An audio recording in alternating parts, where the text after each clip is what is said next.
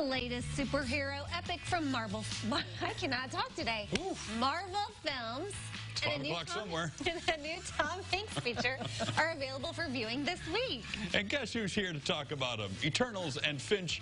We have film critics Pam Powell and Chuck Kaplinski. It's probably Chuck's new haircut that's getting me all flitter-pated. It looks. Well, I heard about it well before you got here. Heard so about it. it. Must be news. Yeah, I guess so. I guess it's like so. wildfire. Yeah, now I'm a new man. I'm not the hideous beast I was before, so that's good to know. Thank God. Speaking of which, let's talk about the new Marvel movie. You know, there's something to be said about truth in advertising. And this film is called The Eternals, and you're going to feel as though you have been in this film eternally. This is truly the first bad film that Marvel Films has produced. Some I've liked more than others. Some have been on the borderline for me, but this is truly a bad movie. Why, you may asking? Well, there's a lot of reasons. One of it is that the film just bounces all over the place. We start in 7000 BC, then we jump to the modern day, and then we go back to Hiroshima, and then we go to the Middle Ages. This movie's all over the place. And that's one of the problems with it, because it never just gets its footing under it. It never has a sense of momentum about it. And the story is really simplistic, too. You have these things called the Celestials. They make these creatures called the Eternals, and they are supposed to be fighting the Deviants. And the Deviants are one of the worst produced special effect creatures I have ever seen. It is cheaply made, it is not polished at all, and that's really surprising for Marvel Studios, because they pride themselves on producing slick material. Well, the Eternals, they thought they vanquished the Deviants, but guess what? Oh, and they fly around on that giant Kit Kat bar. They thought they had gotten rid of the Deviants, and here they're called. Oh yeah, but the Deviants are back. So the band's got to get back together, because in modern day they've all spread out all over the place, and it takes a good 90 minutes for the crew to come back together, and there are 10 of them. That's another problem. It's hard to keep track of who does what and what's doing it. It really is a mess. It's a mess. And I know people are going to go because you're invested in these Marvel films, but take a pillow.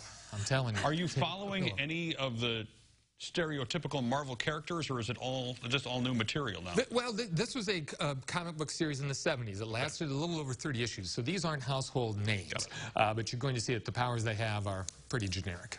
Oh, man. Well, There are two good stories in there, though, and I wish we would have focused more on them. There's a couple. Kingo by Kumail Nanjiani, and then Brian Tyree Henry also plays a character who has a backstory, and they actually add a little heart and soul to the film, which it really needs.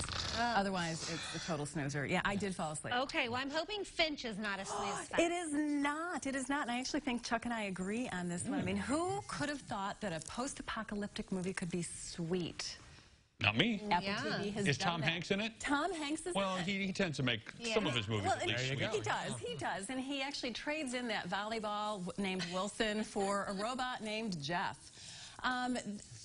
Things are pretty bad on Earth. There's a solar flare that makes the place a very, very dangerous place to live, and he finds that in his bunker, he needs to leave in St. Louis. He needs to travel out to the west to try and find a safer place to live. Things are really, really brutal here, so he loads up his Winnebago that is not a typical Winnebago, and Finch, who is Tom Hanks, is not a typical survivor of an apocalypse. He is a robotics engineer. He builds this robot who decides to be called Jeff in order to take care of his dog. You see, Tom Hanks isn't doing well. He knows he's sick, and he knows that he needs to find a caretaker for his puppy dog named Goodyear, who also has a wonderful, sweet, and tragic backstory.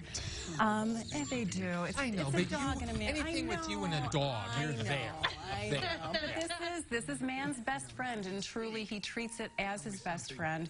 And it's a road trip kind of journey that they find out how to survive and what's going to become of each of them. I loved this movie. I was not anticipating it. The trailer was not great. You enjoyed it too. Don't be a heartless soul. You know you liked it. It has two of my favorite moments of the year in it. Really? Yeah, when they pop popcorn on a hubcap out in the open because the temperature is so hot.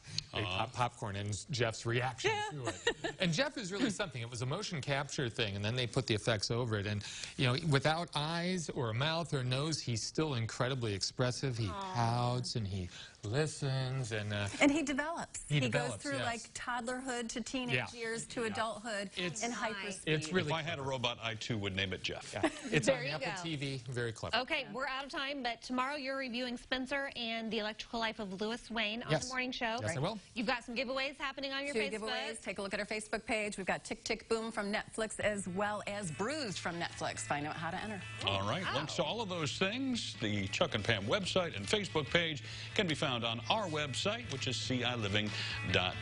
Also, thrilled that with Chuck's haircut, he didn't lose his strength. Oh, nice. Maybe. We're coming back with Jacob Dickey's Pumpkin Chili. Plus, we've got many ways you can enjoy the holidays outside of ordinary. We'll be back.